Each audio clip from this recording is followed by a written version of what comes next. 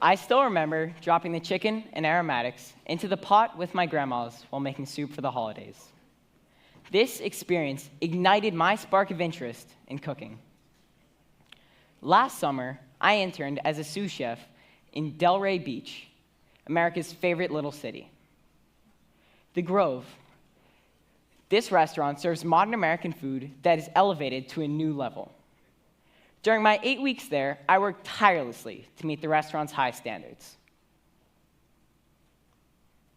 They started me slow, but worked me up to the point where I was in charge of producing all of the 8 to 10 appetizers and 5 desserts every single night.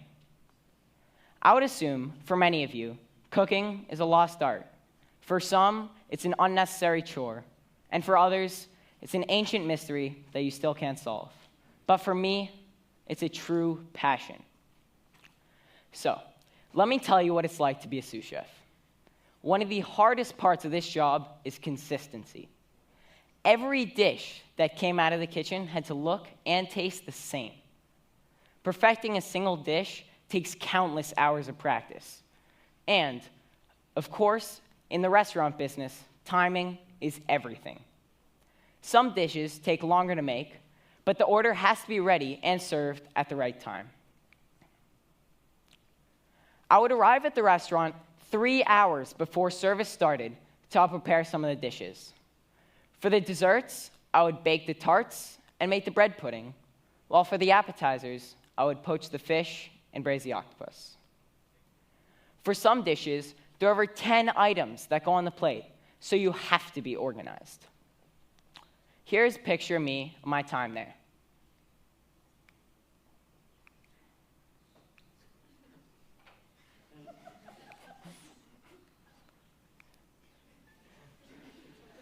Hi. Anyway, while I truly was in my happy place at the restaurant, enjoying the challenge and loving what I was doing, what I noticed working in the professional kitchen was the amount of food wasted every day. This place is considered a small restaurant, and because of that, they truly put an emphasis on maximizing their inventory. Yet, even then, there was a lot of food waste. For some items, such as sauces and soups, we could keep them for a couple days. But oftentimes, we'd have to throw away any herbs or other items we didn't use up for that service. So one day, I decided to ask the head chef in the restaurant if he donates any leftover food to the people who need it most in our community. But sadly, he said no.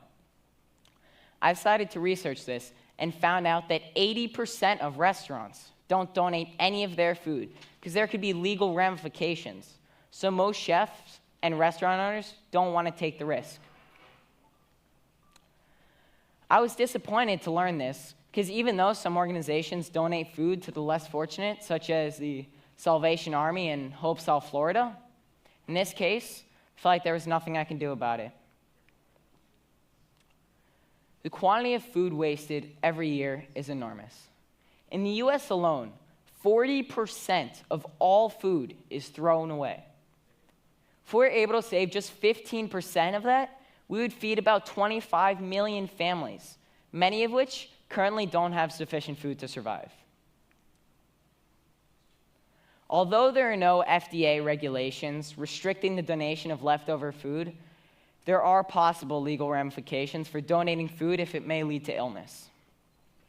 To help protect against liability, the government passed a bill called the Emerson Good Samaritan Food Donation Act, which encourages food and grocery donations by providing a standard of liability protection for the donor.